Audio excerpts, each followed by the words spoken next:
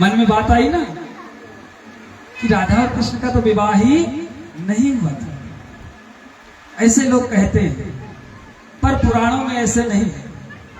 शिव महापुराण की पार्वती संहिता खंड में सीधे शब्दों में लिखा गया है कि भगवती राधा का विवाह 4 वर्ष की उम्र में ही ब्रह्मा जी ने भगवान श्री कृष्ण से करवा दिया था।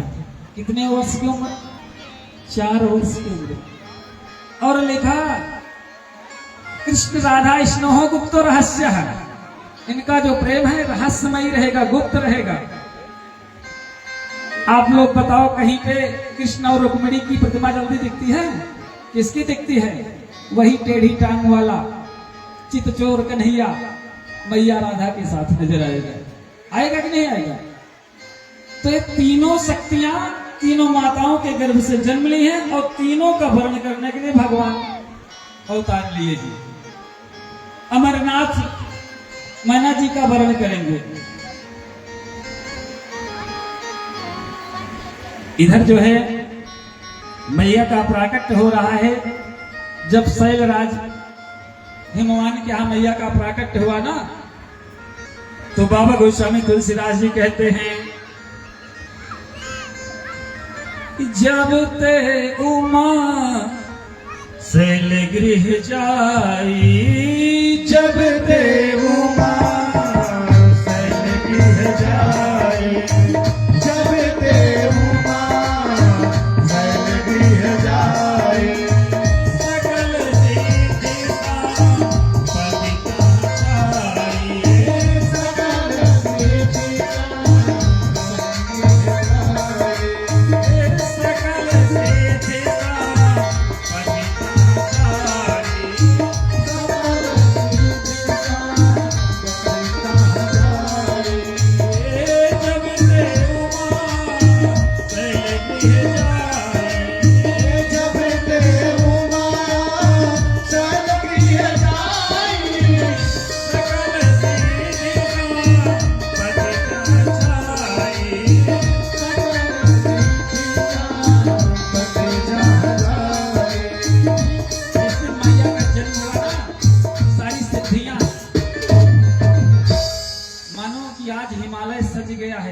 हिमालय पे बसंत ऋतु आ गई है।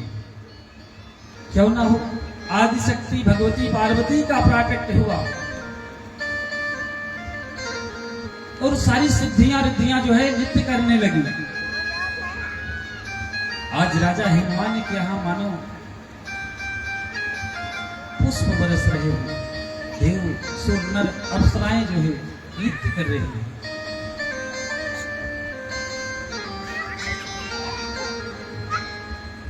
और यही नहीं, देव तो देव, ऋषि भी जो है गान कर रहे हैं। और यह समाचार किसे मिला? जब नारद बाबा को मिला ना, कि समाचार जब नारद सब पाए, कौतुक कहीं गिर गए सिधाए। जब समाचार पाए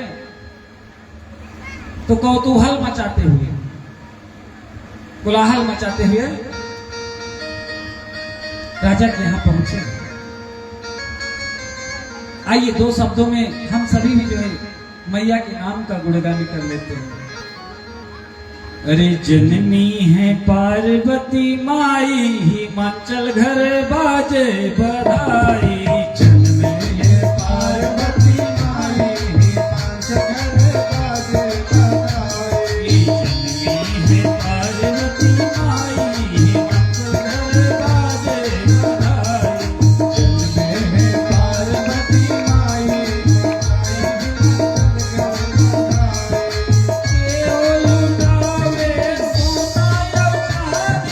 केहू लुटावे सोना या चांदी,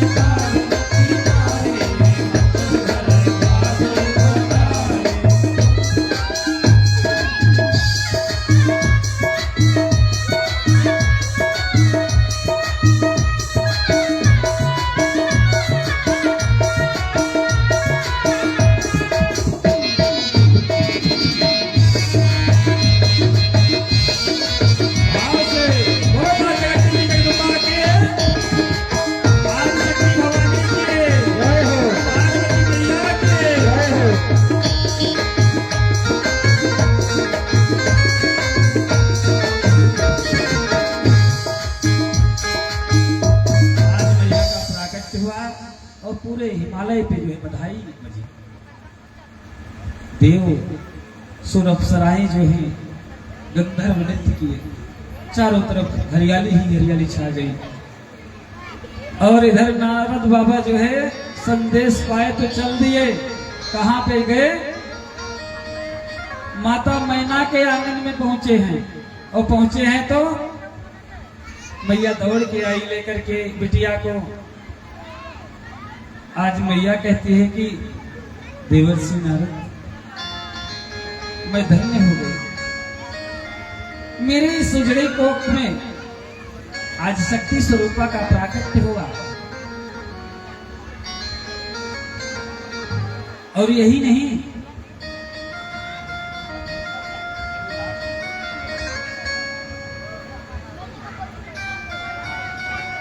आज नारद बाबा के पास जब लेकर के मैया आई है ना,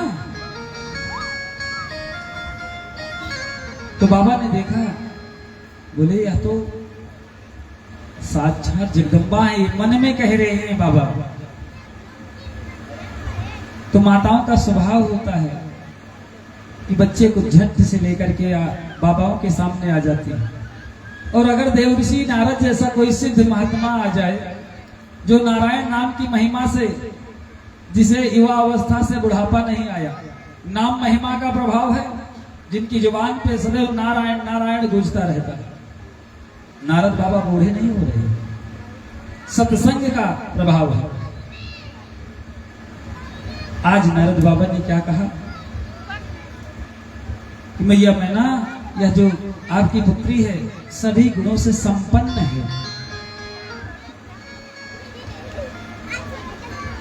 मां ने कहा कि और कुछ इसके भाग्य के बारे में बतलाओ।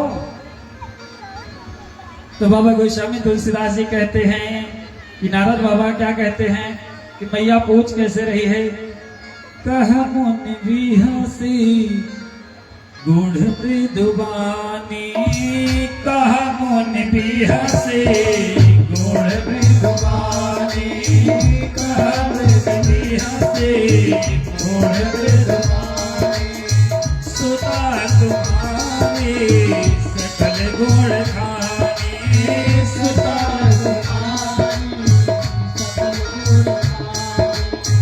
सुंदर सहज सुशील सयानी, सुंदर सहज सुशील सयानी, नाम उमायं पिता भवानी, नाम उमायं पिता भवानी, नाम उमायं पिता भवानी, नाम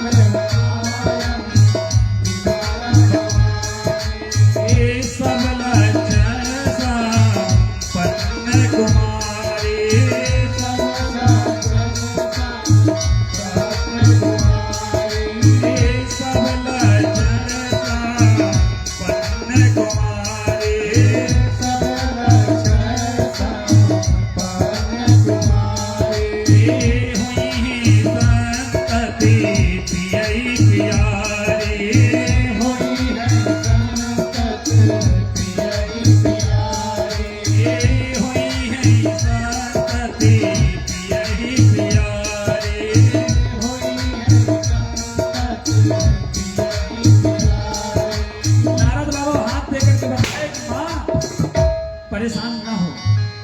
यह जो कुमारी है इनका नाम अंबिका भवानी है, सभी लक्षणों से परिपूर्ण है। माता मैना पूछती है कि क्या मेरा नाम बढ़ाएंगी? मेरा जो नाम है उसे बढ़ाएंगी? सभी माता और पिता को यही चिंता होती है कि उनकी संतान उनके नाम को बढ़ाएंगे कि डुबोएंगे। क्यों बंधु, सही है ना? सभी माता पिता यही चाहते हैं कि उनके बच्चे सदाचार, सद्भक्ति, सद्विवाह। क्या भैया लग रहा है? बोलो भक्त वत्सल भगवान की जय हो। हाँ भैया, बड़ा डर लगने लगा है। कहीं भैया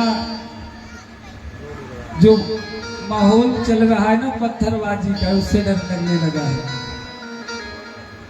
तो आज जो है मैया कह रही कि नारद बाबा, ये मेरी जो पुत्री है यह मेरे नाम को, मेरे यश को, मेरी कीर्ति को बढ़ाएगी। सभी माता पिता को यही चिंता होती है। यह कथा हमें सिखाती है कि हमारे बच्चे, हमारे पुत्र, हमारी पुत्रियां हमारा नाम, हमारा यश, हमारी कीर्ति आगे बढ़ाएं। सभी को इसी बात की चिंता रहती है। माताएं जो है पुत्र को लेकर के कुछ कम चिंतित रहती हैं, लेकिन पुत्रियों को लेकर के ज्यादा। क्यों जानते हैं? क्योंकि पुत्रियों के कंधों पे दो दो कुलों का भार रहता है। क्यों माताओं? अगर मैं गलत बोलूं तो बताना। एक भार तो पिता कुल का रहता है, पिता के घर के मान मर्यादा की बचाने की। दूसरा भार पति के घर का होता है। इसलिए माताएं ज्यादा चिंतित रहती हैं।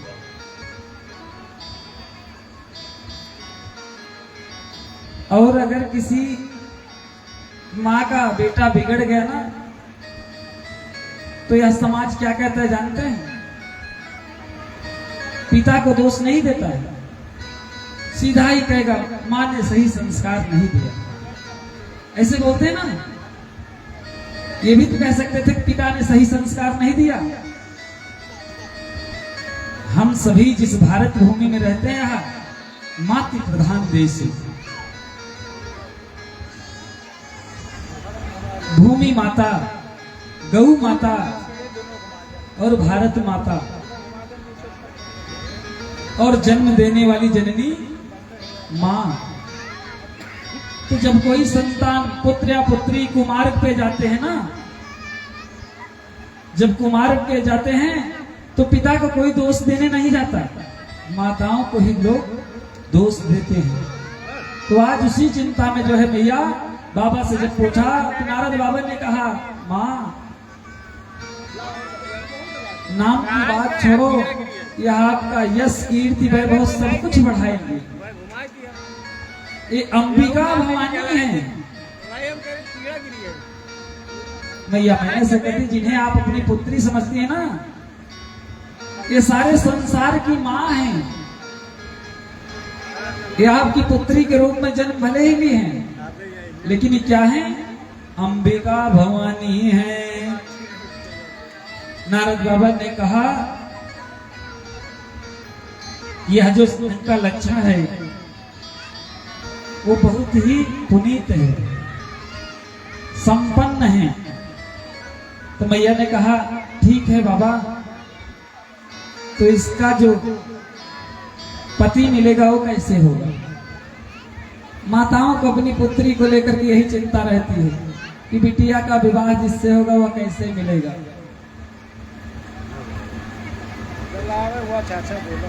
और मेरी बहनें जो है ना, वो भी व्रत रहती हैं। कैसे? सुंदर वर पाने के लिए। कैसा वर? भोलेनाथ जैसा। लेकिन भोलेनाथ कैसे हैं? अमंगल वेश, विचित्र वेशभूषा है, नग्न दिगंबर रहने वाले हैं। लेकिन बाबा कहते हैं भैया सभी लक्षण सुशोभित हो रहे हैं, प्रलक्षित हो रहे हैं, सुंदर दिख रहे हैं। खूब बखान किया, मां बहुत प्रसन्न हो गई। लेकिन जब एक बात आपको बताएं, जब कोई बड़ा जोशी आता है ना, तो आपके हाथ को देख करके पहले आपके अच्छे अच्छे जो शुभ लक्षण है वही बतलाता है, जो शुभ शुभ समाचार है वही बताता है, अशुभ बाद में बताते हैं। बोले मैया सब कुछ ठीक है, एक अवगुण है। मैया ने कहा क्या? बोले कन्या में नहीं है। बोले तब? बोले जो इसका वर होगा, जिससे इनका विवाह होगा, वही थोड़ा अवगुण होगा, अमंगल वेश होगा। अब किसी माँ से उसकी कन्या के विवाह के लिए कहा जाए कि तुम्हारी कन्या का जो विवाह होगा, उसका जो पति होगा वो शमशान में रहेगा, चिता की भस्म लगाएगा, दिगंबर रहेगा, बिना वस्त्रों के रहेगा, भूत प्रेत के साथ रहेगा, सदैव मस्त रहेगा, कैलाश पे बूटी छाने हुए। तो कोई माँ अपनी पुत्री का विवाह करेगी? बताओ, करेगी? जिसके अंदर इतना अवगुण हो, जो गुफा में रहता हो, शमशान की राख लगाता हो, कोई भी माँ ऐसे वर के साथ अपनी पुत्री का विवाह नहीं करेगी।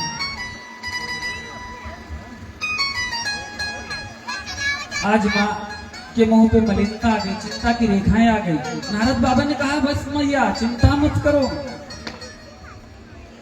यह जो हस्त रेखाएं बता रही ना, ये सब भगवान भोलेनाथ से मिलती जुलती है। किससे मिल रही हैं? भगवान शिव से। बाबा गोस्वामी तुलसीदास जी ने कहा कि जोगी जटिल अकाम मन नगन अमंगल वेश, अब स्वामी ऐ कहा मिले परिहस्त ऐसे रेख। ऐसा जो अमंगल वेशधारी है कहाँ मिलेगा? भैया ने कहा कि किससे है, तो बताए कि भोलेनाथ से जो है मिलते हैं सारे लक्षण। सभी चाहेंगे कि भगवान भोलेनाथ से, भोलेनाथ जैसा पति मिले। शिव परिवार ही लोग कहते हैं, राम परिवार नहीं कहते। कभी सुना है किसी का पैर छुओ, साधु महात्मा को तो सीधा आशीर्वाद देंगे, आपका शिव परिवार बना रहे, यही आशीर्वाद देते ना। कि कभी सुना कि राम का परिवार बना रहे? जैसे रामचरितमानस है, बाबा गोस्वामी तुलसीदास जी ने लिखा, क्यों यहां कहते हैं कि शिव परिवार में सभी एक दूसरे से विपरीत हैं, लेकिन फिर भी एक साथ रहते हैं, इसलिए यह लक्षण संपन्न होता है। अब जो है बाबा कहते हैं हाथ की रेखा देख करके कि उमा, तुम भोलेनाथ को पाने के लिए व्रत करो। और माता पार्वती ने ही व्रत किया। कैसा व्रत? हजारों वर्ष तक जो है फल फूल खा करके जो है व्रत किया, फल फूल का त्याग करके सूखे बेल के पत्रों का जो है फलाहार किया। और बेल पत्र जिस दिन से प्रारंभ किया, इसीलिए मैया का नाम अपर्णा पड़ा हुआ है। माता पार्वती का ही एक नाम क्या है? अपर्णा। और मैया पार्वती को ही अन्नपूर्णा भी कहते हैं।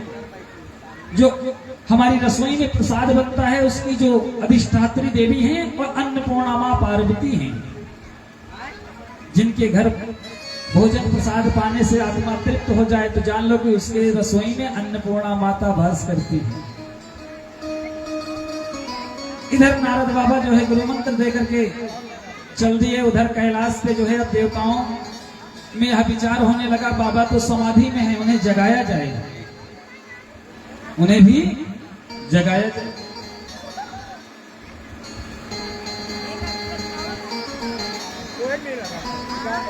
तो बाबा को जगाने के लिए संतों की जो भीड़ है, आइए हम आप भी जो है बाबा को जगाने का प्रयास करते हैं, क्योंकि यह जो जीवन है ये पानी के बुलबुले के समान है। इधर देवता सभी परेशान है कि बाबा कंदरा में है, बाबा ध्यान मग्न है, उन्हें जब तक जगाया नहीं जाएगा तब तक वह जो है पार्वती मैया से विवाह ऐसे करेंगे। क्यों परेशान है? क्योंकि स्वार्थ लाग करें सब प्रीति, बिना स्वार्थ के कोई किसी से कोई प्रीति नहीं करता।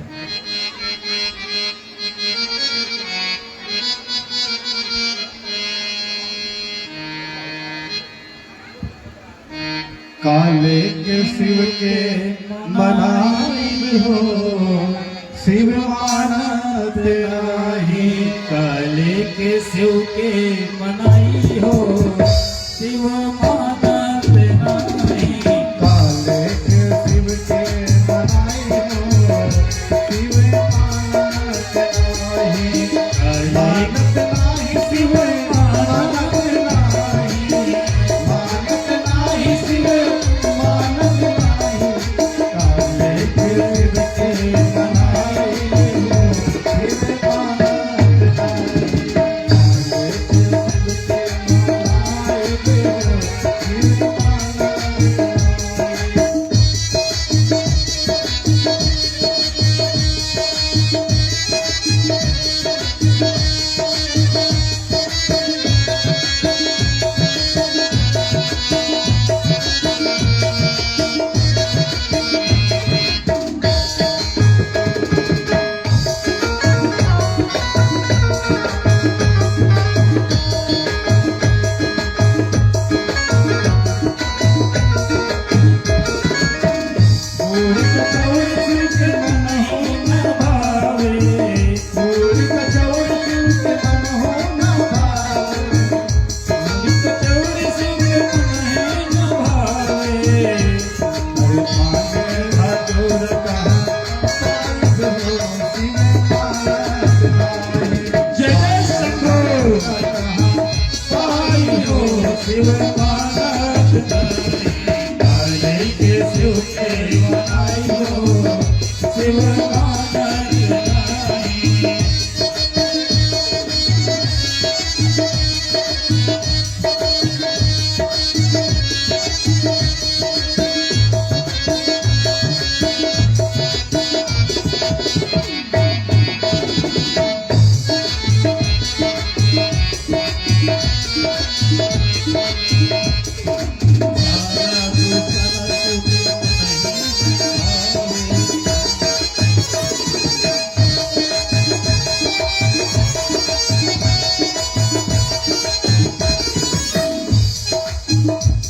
और क्या कहते हैं? अरे साला दूसरा शिव के मन ही न भावे, साला तो साला शिव के मन ही न भावे। साला दूसरा शिव के मन ही न भावे। साला तो साला शिव के मन ही न भावे। जिंदगी के छाल कहाँ पाई हो, शिव मानत नाही। के छाला कहाँ पाई हो, शिव मानत नाही। काले के शिव के मनाई हो,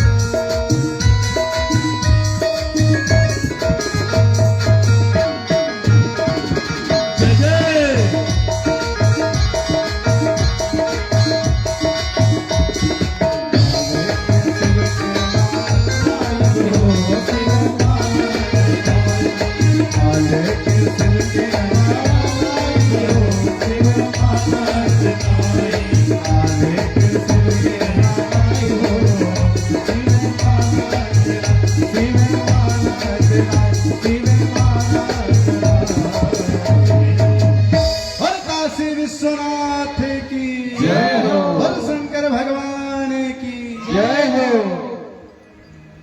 आज जो है सभी बाबा को मना रहे हैं, लेकिन बाबा अखंड समाधि जब लगा लेते हैं तो किसी को ध्यान नहीं दे रही हैं, ध्यान भंग नहीं करना चाहते हैं।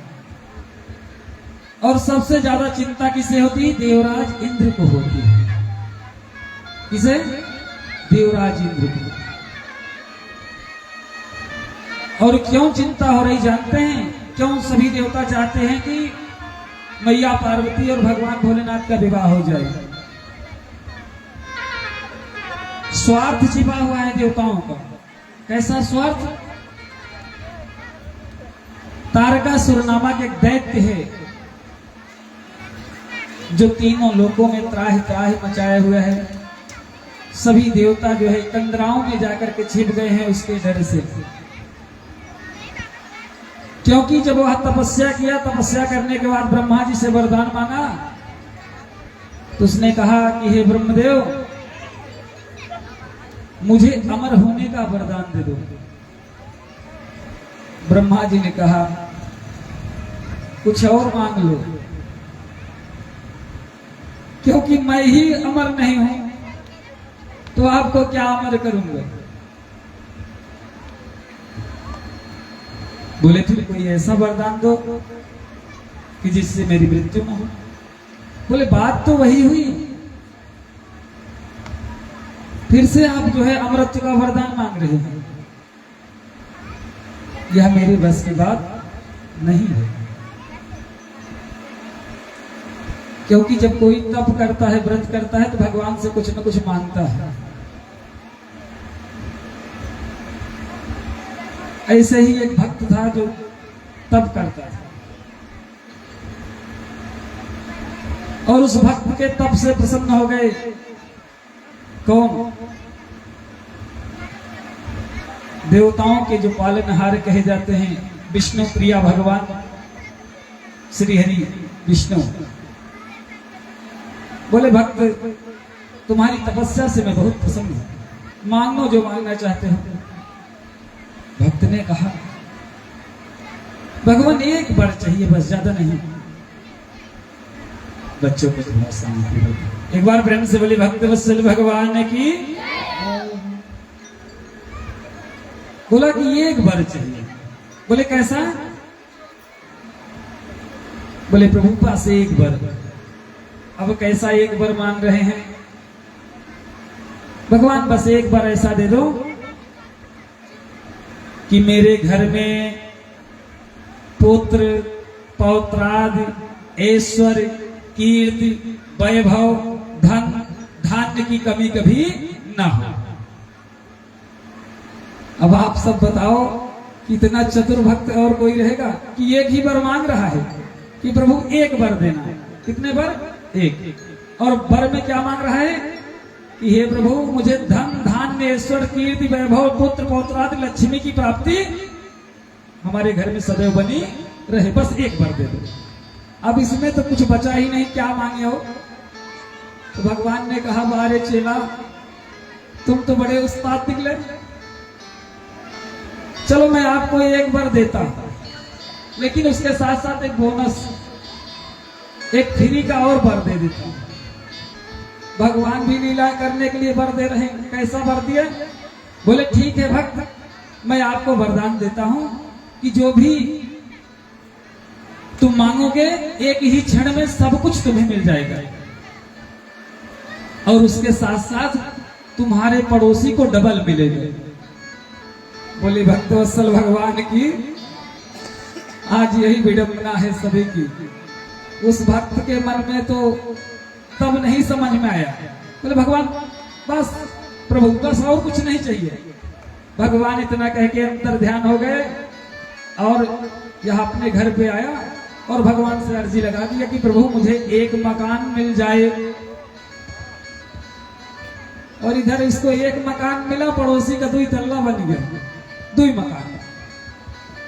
अब बेचारा अपने मकान को देखे, फिर पड़ोसी के मकान को देखे। ये कैसा चमत्कार हुआ, मेरा तो एक ही महला है, मेरे पड़ोसी का 2-2 मकान, 2-2 महले। तो उसने कहा भगवान ये कैसी विडंबना। भगवान ने कहा मैंने तो पहले भी तुम्हें बोनस में दिया कि एक बार तुम्हारे लिए, एक तुम्हारे पड़ोसी के लिए। आज इस कलिकाल में मत और मात्सर्य रूपी जो मच्छर है, एक मच्छर है बाहरी जो हमें काटता है, हम खुजली करे शांत हो गया, और दूसरा मच्छर जो मच्छर यहाँ है हृदय में, ईर्षा रूपी, जो प्रतिदिन डंक मारता है, उससे कभी कोई मोटीन, कोई भी जो है गुड नाइट है सब नहीं काम करता। वो कहां पे है? आपके हृदय में। कैसा? ईर्षा रूपी डंक मार रहा है कि आज व्यक्ति जो है अपने सुख से सुखी नहीं है, पड़ोसी के सुख को देख करके दुखी है कि नहीं है? कि मेरा पड़ोसी कैसे आगे बढ़ रहा है। पड़ोसी तो सोचता है कि फलाने मोटरसाइकिल से चलता है तो साइकिल ही पाई जाए तो ज्यादा अच्छा है, बिजनेस कारोबार इनका जो है रोड पे आ जाए तो और अच्छा हो। अब यहाँ भक्त के मन में ईर्षा होने लगी कि भगवान ठीक है अच्छा वर दे यार, तो एक बार और मांग। कहन बोलो अब वर नहीं देंगे। कहन प्रभु कौनो बात ना है, बरो मांगब आपसे। कहन तब कहन कुछ नहीं, आप हमेशा कहो कि 2 गुना देंगे ना, तो हमें 2 गुना हमेशा चाहिए। बोले कैसा? कुछ दिन बीता, उस भक्त ने कहा हे प्रभु मुझे मेरे घर के सामने एक कुआं दे दो। भगवान ने तो वचन नहीं दिया था, एक कुआं इसके घर के सामने, 2 कुआं इसके पड़ोसी के घर के सामने। तो भगवान सोचे चलो ठीक है, कम से कम एक कुआं अपने लिए मांगा, पड़ोसी के लिए 2 कुआं। प्याऊ की बहुत जरूरत है, पानी वानी कम ना पड़े, 2 कुआं बन गए। कुछ दिन बीता, उसके बाद उस भक्त ने कहा प्रभु मेरी एक आंख फूट जाए, अब बताओ। किसी ने पूछा भक्तराज क्यों आप अपनी आंख फोड़ने के लिए, कोई अपनी आंख फोड़ेगा? कहन जानते नहीं, मेरी एक ही फूटेगी, पड़ोसी की दोनों फूट जाएगी, और 2 कुआं है, किसी न किसी में तो गिरेगा। बोलिए भक्तवत्सल भगवान की जय हो। आज का प्राणी यही सोचता है कि मेरा पड़ोसी क्यों बढ़ रहा है ना।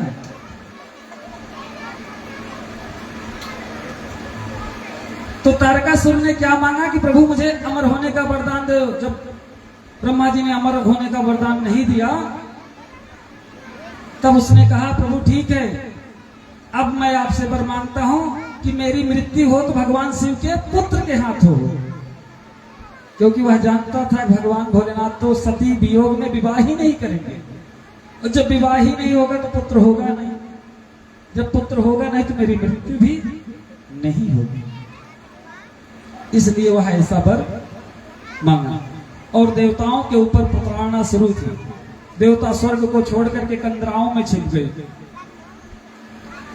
जब खबर हो गई कि पार्वती मैया शिव जी को पाने के लिए तप कर रही हैं, तो इधर देवताओं में कोलाहल होने लगी, भगवान को जगाने का प्रयास होने लगा।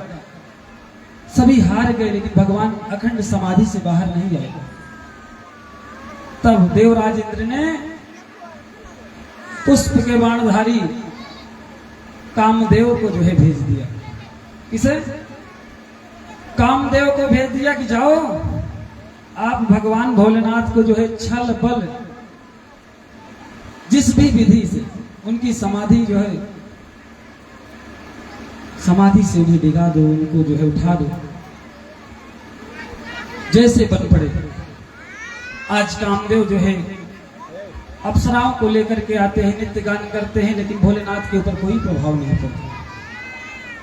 कामदेव क्रोध में आकर के भगवान को कहता है कि प्रभु अब आप मुझे मजबूर कर रहे हो, मैं जानता हूं कि आपकी क्रोध अग्नि में मुझे मिटना पड़ेगा, लेकिन देवों के कार्य के लिए मुझे मिटना भी मंजूर है। आज कामदेव ने क्या किया? कि पुष्प के बाण को जो है भोलेनाथ के मस्तक पे चला दिया। जैसे ही बाण चला वैसे ही भोलेनाथ के तीनों नेत्र खुल गए और उस नेत्र की ज्वाला से कामदेव जली भय छारा राख हो गए, जल करके राख हो गए। और कामदेव की पत्नी जो रति है आकर के भगवान के चरणों में जो है रोने लगी, गिड़गिड़ाने लगी कि प्रभु इतना बड़ा दंड।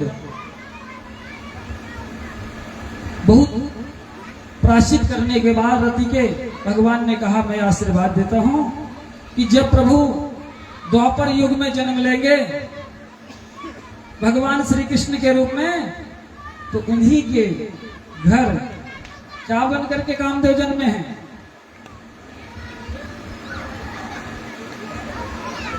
भगवान के पुत्र के रूप में जन्म लेके कौन? कामदेव।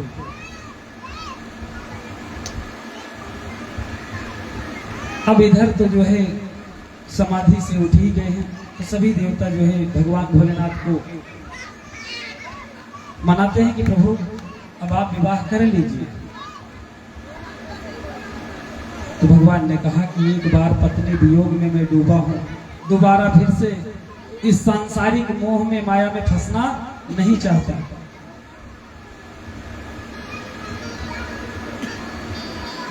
बोले यह मोह माया नहीं, अपने लिए ना सही देवताओं के लिए प्रभु। भोलेनाथ ने कहा कैसे मान लो कि वही है सती? प्रभु भी जो है परीक्षण कर रहे हैं, सप्त ऋषियों को भेज देते हैं कि जाओ परीक्षा लेकर के आओ। कैसे? परीक्षा नहीं, संदेह दूर करके आओ कि पार्वती का विवाह मुझसे होगा या पार्वती मेरे योग्य है कि नहीं है। इसका परीक्षण करने के लिए सप्त ऋषि जो है जा रहे हैं। इधर देवताओं में उस समय भगवान का भी प्राकट्य हुआ था, प्रभु श्री रामचंद्र जी का। ये आज से राम कथा नहीं चल रही है, हम आप 28वें कलयुग में जी रहे हैं। जब आपको पूजन करवाते होंगे सुबह आचार्य जी, तो संकल्प में बोलते होंगे ना, हरिओम विष्णु विष्णु विष्णु अद्य पुराण पुरुषोत्तमा विष्णु रागे श्री शेद वाराह कल्पे वैवस्व मंत्रे अष्टाविन कलयुगे। कलयुग अष्टाविन कलयुगे, कौन सा कलयुग है? अष्टाविन, 28वें कलयुग में हम आप जी रहे हैं। 27 बार इस धरा का पुनरावलोकन हो चुका है, यानी कि 27 बार जलमग्न हो गई है, फिर से इस पे जीवन हुआ। ये क्रम चलते चलते 27 बार प्रभु का अवतार हो गया है। ये 28वां कलयुग चल रहा है। जब इसका अंत होगा तो फिर से त्रेता आएगा। और ये त्रेता कैसे आएगा? हमारे आपके सदाचार सद्भक्ति से आएगा। ऐसे नहीं आएगा दिन भर इंस्टाग्राम फेसबुक और ट्विटर पे रील बनाने से। बुरा लगेगा लेकिन बोलेंगे। यहाँ पे बैठे बड़े भाई पिता तुल्य और माता तुल्य जो है, यहाँ पे माताएं हैं और बहनें हैं, मित्र हैं, सभी से मैं एक ही चीज कहूंगा कि सद्भक्ति सदाचार अगर जीवन में लाना है तो आपको इस युग में सतयुग की नींव रखनी होगी। और यह नींव कब रखी जाएगी? जब आप अपने माता पिता की सेवा करना प्रारंभ कर देंगे तो।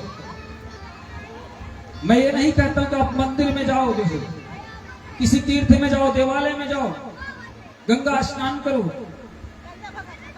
दान धर्म करो, इससे कुछ लाभ होने वाला नहीं है। लाभ कब होगा? जब आपके घर के माता पिता संतुष्ट होंगे आपकी सेवा से, आपके सदाचार से, आपकी योग्यता से। योग्यता कैसी? कि आप पढ़ लिख करके समाज में अपने माता पिता का नाम जो है उजागर करें, प्रतिष्ठित करें, बड़े बड़े पदों को प्राप्त करें।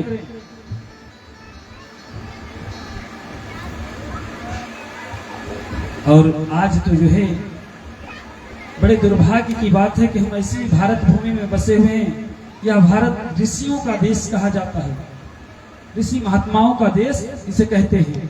और उसी देश में आज ऐसी दुर्दशा हो रही है कि हमारे बच्चे शहर में पढ़ करके अपने माता पिता को अनाथालय में भेज देते हैं।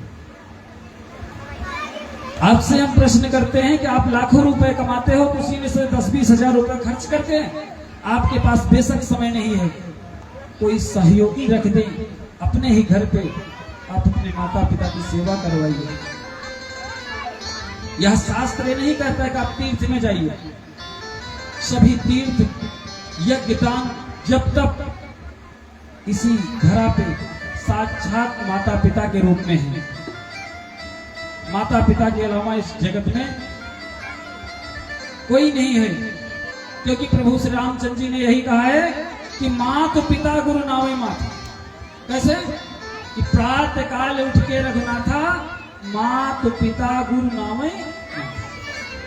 हमें नहीं कहते, राम जी ये नहीं कहे कि मेरी पूजा करिए, उन्होंने तो कहा है सिर्फ मेरी मर्यादा को अपने जीवन में उतार लीजिए।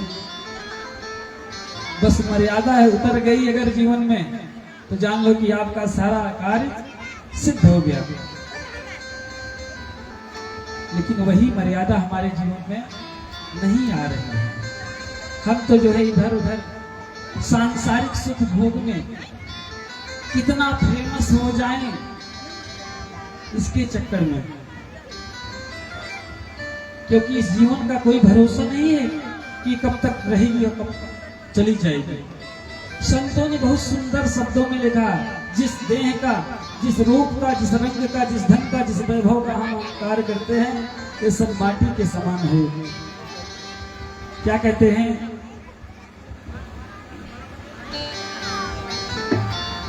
आप भी हमारे साथ गाएंगे।